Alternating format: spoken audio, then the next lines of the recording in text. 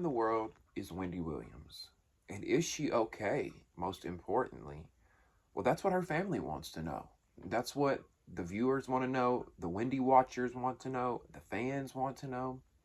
Because the Lifetime Network recently released a documentary following Wendy's comeback to television, radio, podcasting, only for things to take a turn and we see the downfall of what we know as Wendy Williams. And in this episode of Damien After Dark, we're going to take a little deep dive, a quick deep dive into the first part of this documentary. If you want to talk about it, you better believe we are. Welcome back to Damien After Dark. If you're new here and you haven't subscribed yet, please subscribe to the channel by clicking the subscribe button. Also, click the thumbs up button and like the video. That helps me get into the algorithm. I would appreciate it so much if everyone clicked that like button. Now, join the conversation. Over here, your voice matters, and I love reading the comments and seeing and hearing your guys' perspective on all these issues that we talk about. So I'd love to know what you think about the Wendy Williams documentary titled, Where is Wendy Williams? Now, last but not least, if you would like to join the Damien After Dark movement and donate to the channel, in the description box below will be ways that you can donate using PayPal, Cash App, Venmo, and Zelle. I will also post my Amazon wish list for those that choose to take that route. Thank you guys so much for the donations, the love, the support, the likes, clicks, views, the subscribes, everything in between, okay? I appreciate that. Where do we even begin with this story? Because just to start, you know, I've done a few Wendy Williams stories on my channel, but just a little background. I have always been a huge Wendy Williams fan. I remember vividly being 16 years old, being this gay teenager trying to figure out who he was, and being in my bedroom. And, you know, I always stayed in my bedroom a lot as a teenager. I was very introverted, you know, very just self-conscious, awkward, trying to figure out who I was, right? 16, we don't know who the hell we are. Anyway, I remember watching BET and a commercial came on, and I was like, who is this woman? It was advertising season 1 of the Wendy Williams show. And it was like, who is this woman with these big tits and this big wig and these jewelry and that's loud and it's just telling it like it, like I was immediately drawn to her, right? And fast forward through all the years, I watched Wendy religiously. I loved Wendy Williams. And I think a lot of gay men like myself can speak to that. I feel like for a lot of us, Wendy was like that messy best friend or that messy aunt that we gossiped and talked shit about with celebrities and stuff. You know what I'm saying? And a lot of people are saying that what Wendy's going through is karma. But I don't believe that. I don't believe that because honestly, if it wasn't for Wendy Williams, a lot of us YouTubers wouldn't be doing what we're doing today.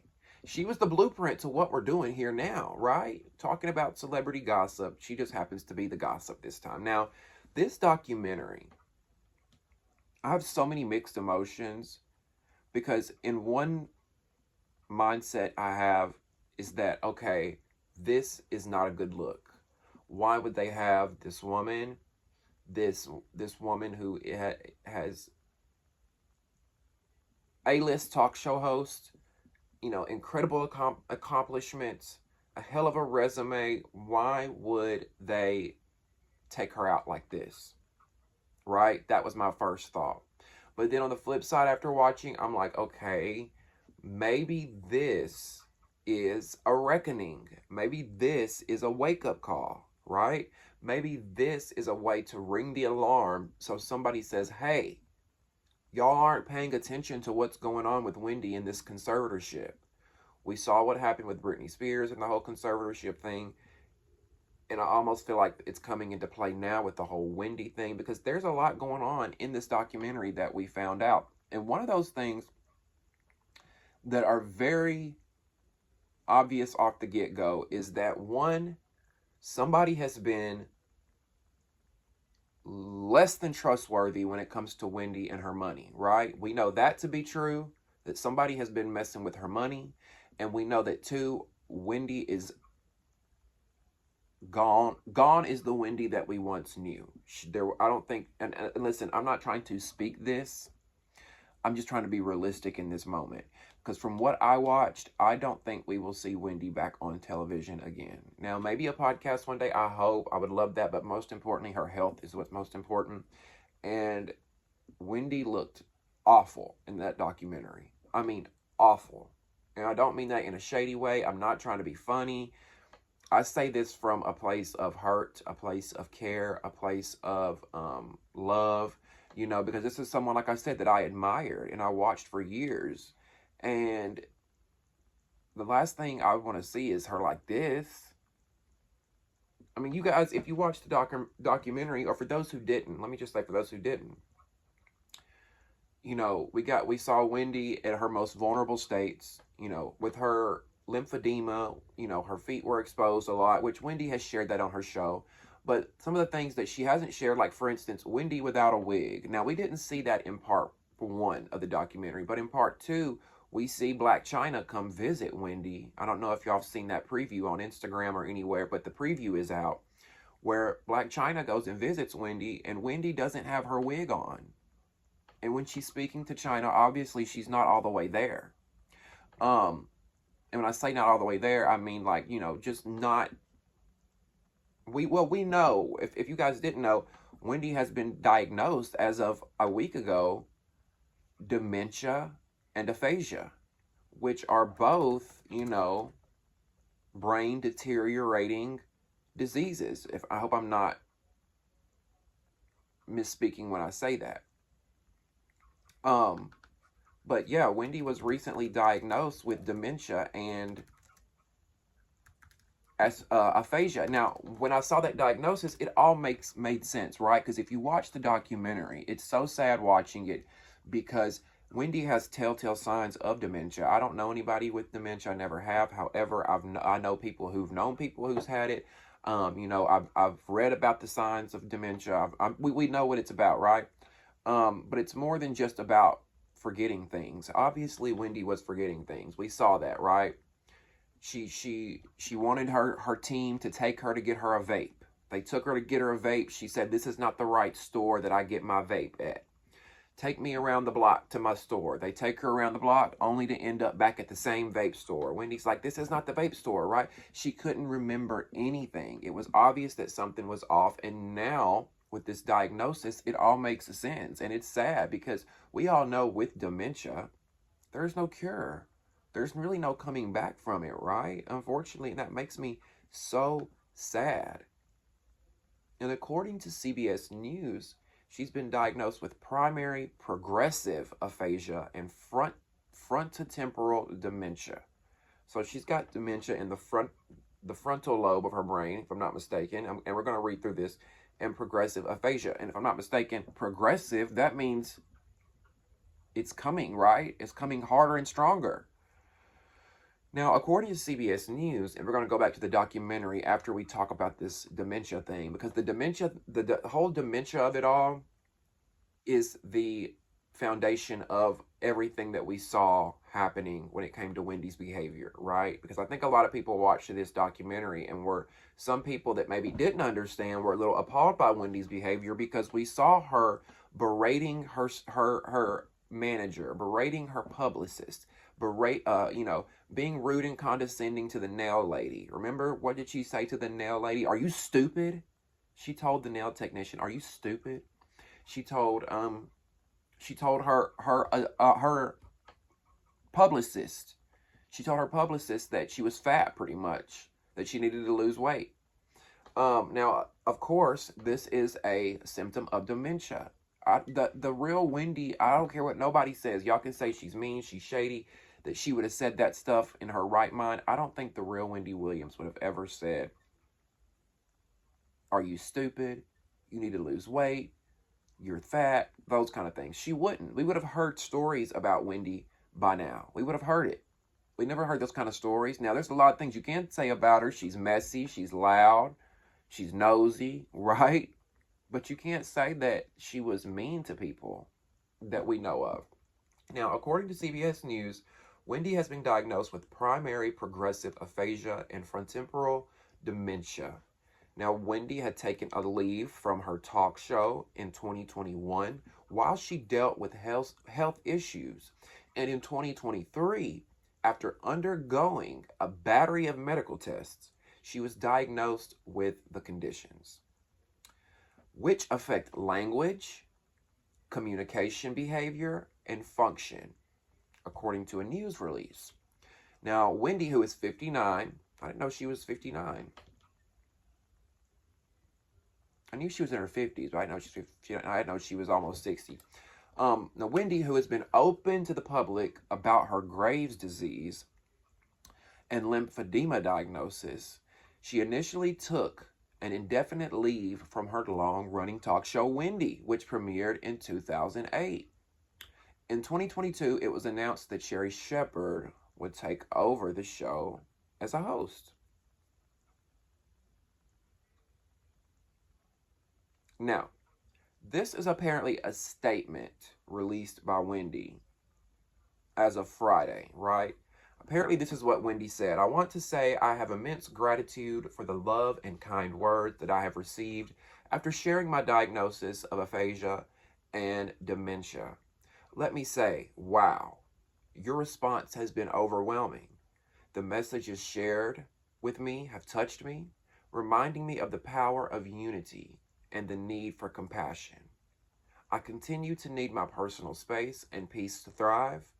Please just know your positivity and encouragement are deeply appreciated. Now, I don't know is this Wendy saying this? Is this her team? I mean, if she is battling this, would she be able, somebody let me know that knows people, that knows someone that had dementia, would she be able to make a statement like this? Because here's the thing.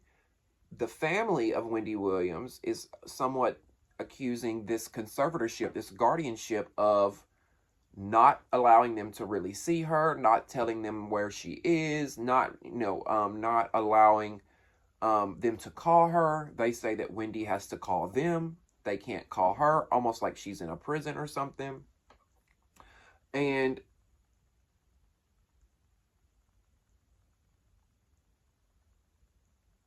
now, it says that Williams' care team shared the health update on Thursday to correct inaccurate and hurtful rumors about her health. That's what they had in quotes.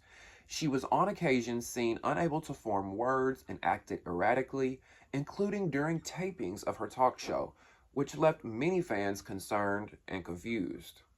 Now, it says that for those that are maybe wondering what aphasia is, aphasia leaves patients struggling to understand language and communicate. The condition gained widespread attention when actor Bruce Willis revealed his diagnosis in 2022. He later revealed he was also diagnosed with frontotemporal dementia.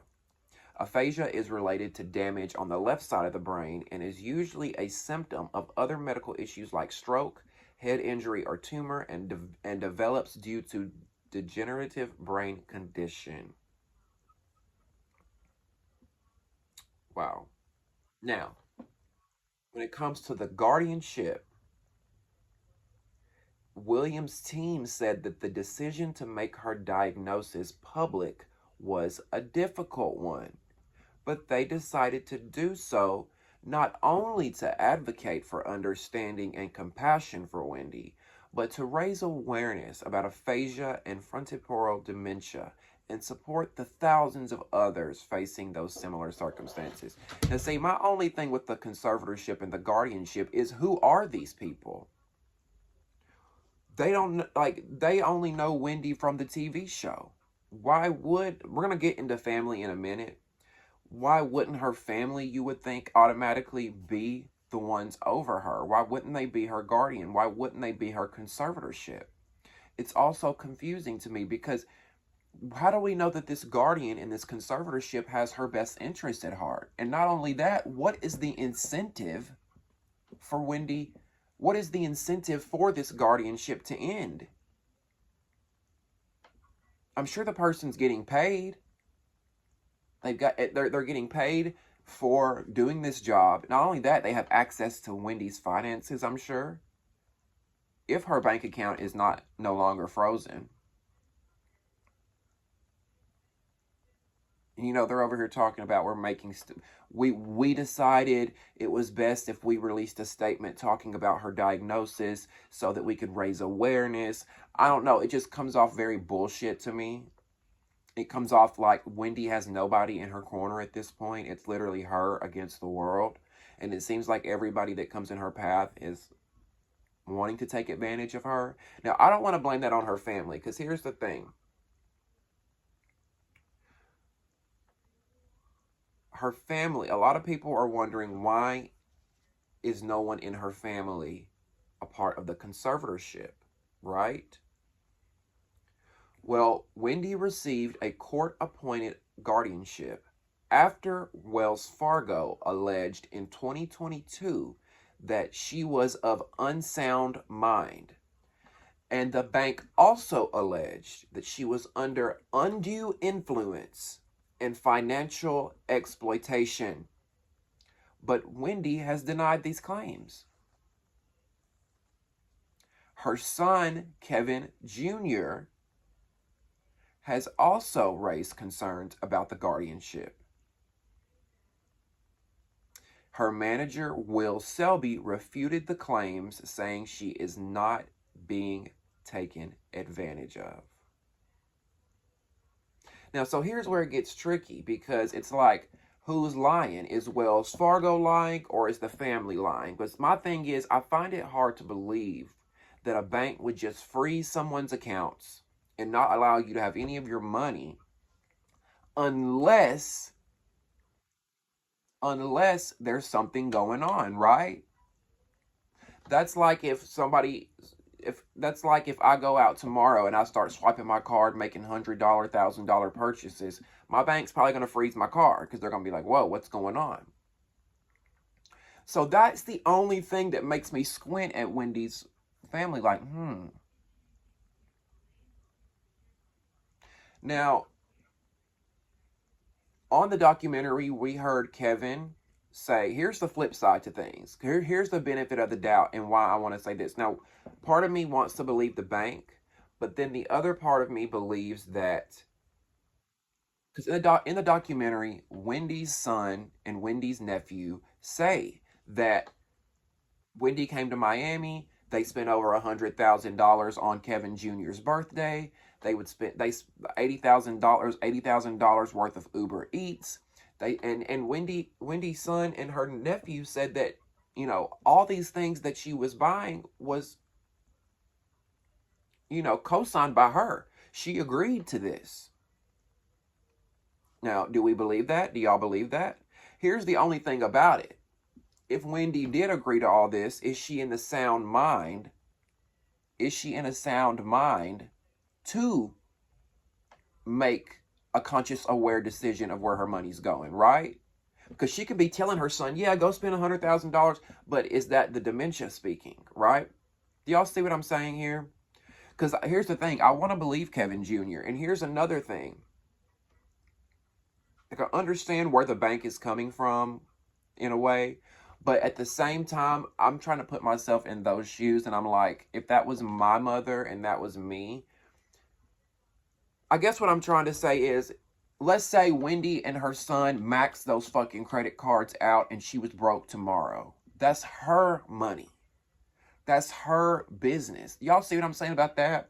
Like, I'm so torn with this story because I don't see a big national conglomerate corporation like Wells Fargo just freezing some huge celebrity's money, because that's going to give them bad press, bad publicity. Why would they just do that, right? But then on the other hand, it's like, well, this is, like, I wouldn't want, no, I don't know. It's all very confusing. It's all very confusing, because here's the thing. A lot of people are saying that it's the family. Now, a lot of y'all, Wendy's niece that is in the documentary, who also appeared on The View, her niece appeared on The View talking about the documentary, talking about this story. A lot of people are saying, oh, the family's clout chasing. Oh, the niece is probably the one stealing money and whatnot. And I don't really think it's the niece. Now, do I think that someone in the family could have been spending a lot more money than they should have of Wendy's unauthorized? Yes, I can see that. Do I think it was the niece? No, only because if you watch the show, if you watched Wendy's show over the years, she spoke highly of her niece. Her niece was come to support Wendy at the show a lot. Her niece was actually a news anchor in my city. She moved to Huntsville, my hometown city, and she was an anchor there. And Wendy, I remember Wendy shouting her out, coming down here, and then she moved to Miami. Now she's a local anchor in Miami.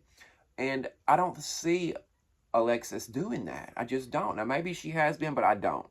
Now, and Wendy has been very vocal about her family on her show, and like her brother, Tommy, for instance. She's never had the best relationship with Tommy, and she's been vocal about it. If she didn't like Alexis, or she thought Alexis was shady and stealing money, I'm sure she would have maybe been vocal that her and Alexis weren't as close or something. I don't know. But here's the thing. When it comes to the family, it does raise eyebrows. It does make you think,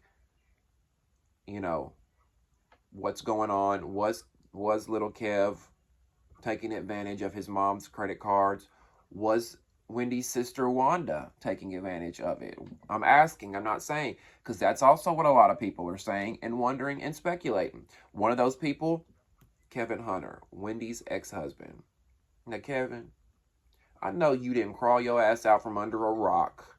I know you didn't crawl your ass out from under your mistress's pussy to come out and speak on these issues when you, sir, and I'm going to post up here in a second what he said. But you, sir, you are the reason Wendy's where she's at right now. Because I firmly believe had Kevin not did what he did to Wendy, that she would not be where she's at right now. Everything spiraled when he left her for that woman. When he had another baby with that woman, she spiraled after that. Nothing was the same. And y'all know that. This is what Kevin Hunter had to say on his Instagram. He posted to his stories. Where is it at?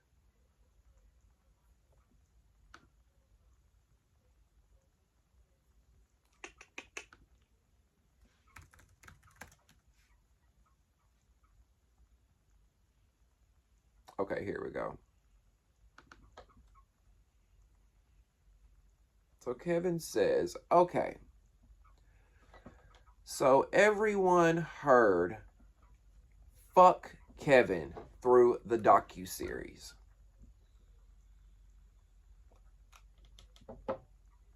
The show took precedent over everything, including family. What I guess they left out was that while she was in Florida getting recovery 3 years ago, there were the secret calls her sister would set up with Debmar Mercury. Now, Debmar Mercury was the production company that made the Wendy Williams show. So he's saying that 3 years ago, there were the secret calls with Wendy's sister who would set up calls with Debmar Mercury with false pretense that she would be getting the show back. That was a lie and broke shit more than anything. They only were trying to get her there to satisfy an insurance claim so they could obviously replace losses and the money they were stealing, 5 to 15 million. And they wanted control. Her sister was trying to get ultimate control herself and was medical proxy at the time. But her naivete allowed her only to be played, and once she got back to New York, they kicked her sister out and she spiraled worse. I was involved at the time. Blood on a lot of hands. Now, do I believe Kevin Hunter? No. Do I believe there's some truth in his lie? Possibly. I don't think he just went and typed this and made it up.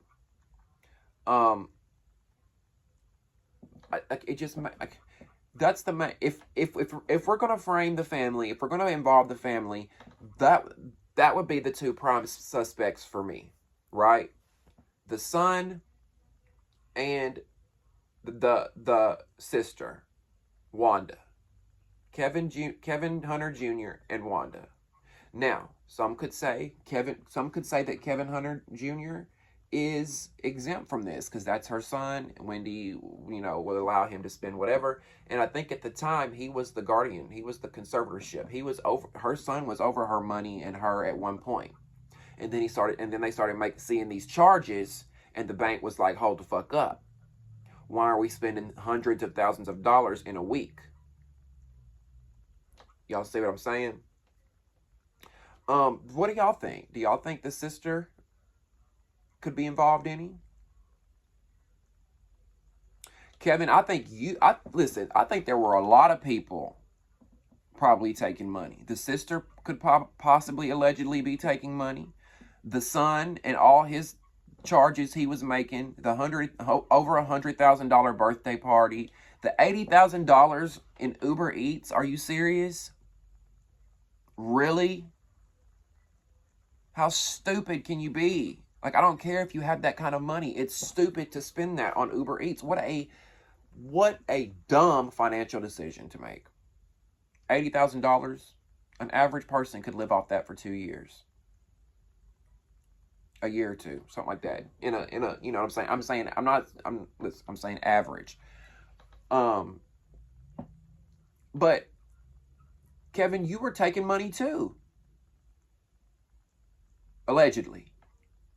You were allegedly taking money too from Wendy. So don't get on here running your cocksucker because you're being exposed for the dirty, low-down shit y'all have done to this woman.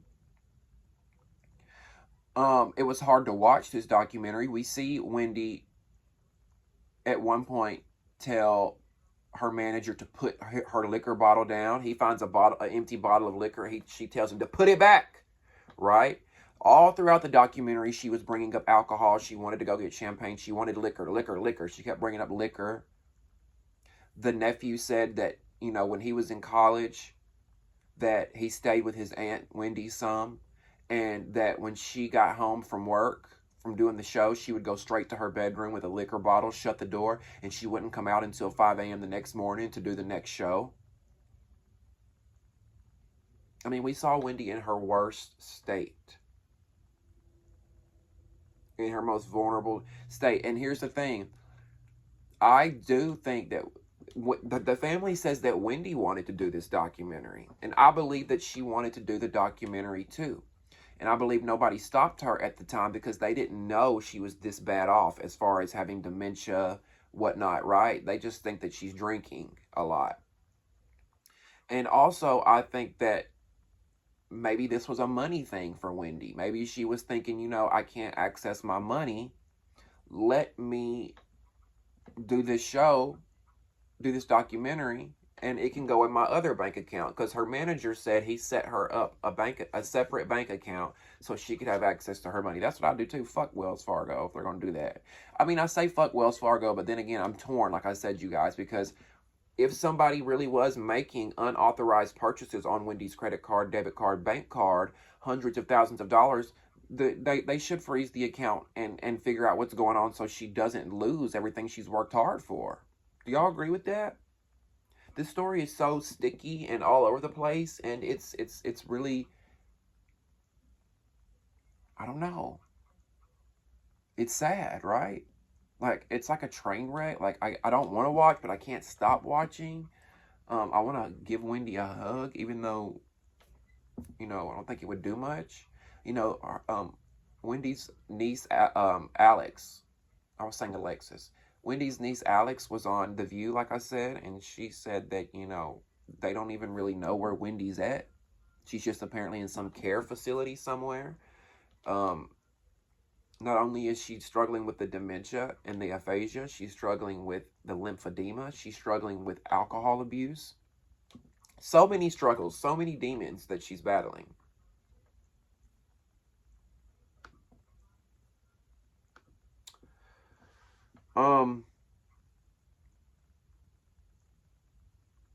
And, one of the things I noticed that she would do during the documentary that I thought was a little odd was she kept saying, I'm famous.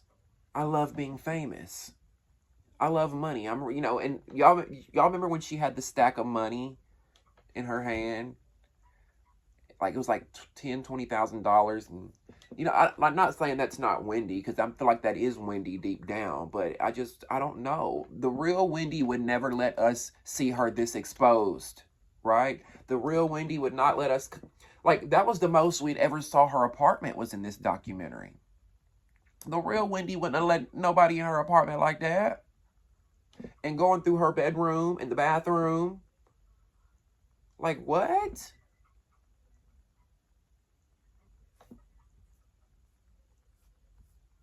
I don't know what to think, you guys. I don't know what to think. So I'm going to read some, before we wrap this up, I'm just going to see what the people are saying about the documentary. I'm going to read what people are saying about the documentary.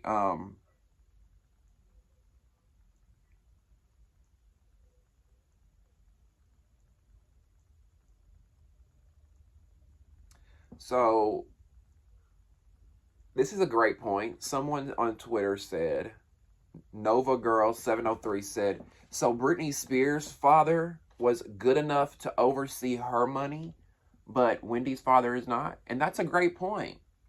Why can't Wendy's father oversee her money? She's always had a great relationship with her dad. And speaking of family intervening in this, I don't think her dad had anything to do with that. The dad and the niece are the two that I don't think had anything to do with that.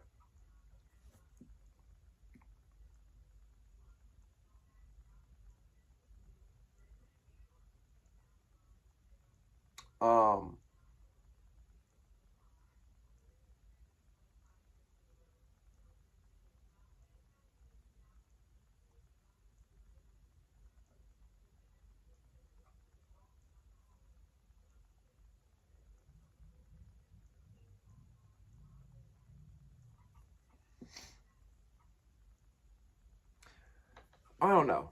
My closing thoughts on all this with the whole part one is that, you know,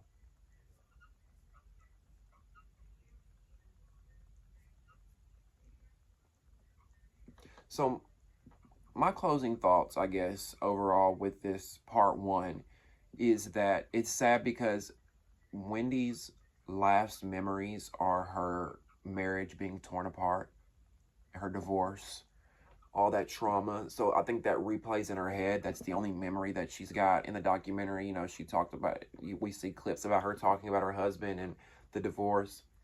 And I just really feel bad for her. I really do. And that team that Wendy has around her,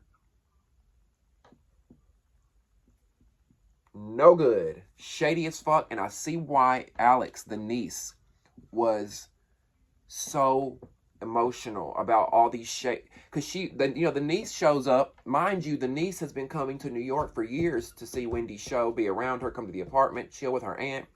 The niece is seeing all these people she's never seen before. Like, who the fuck are you know? And shame on you, the publicist, or the whatever her name is, the Zanotti chick. Shame on you. You're a yes man. You're a yes man, bobblehead, feeding this woman liquor, telling her yes. You know, it's sad. Like, is the money that nice? I don't know, child. Look, we're going to keep this train rolling. When I watch the other part of the documentary, I'll do a part 2. If you guys like this one, if you guys watch this and you like it, let me know if you want a part 2. Because we can talk about it. If I missed anything that you guys wanted to talk about, let me know in the comments what you thought about the documentary and about this video.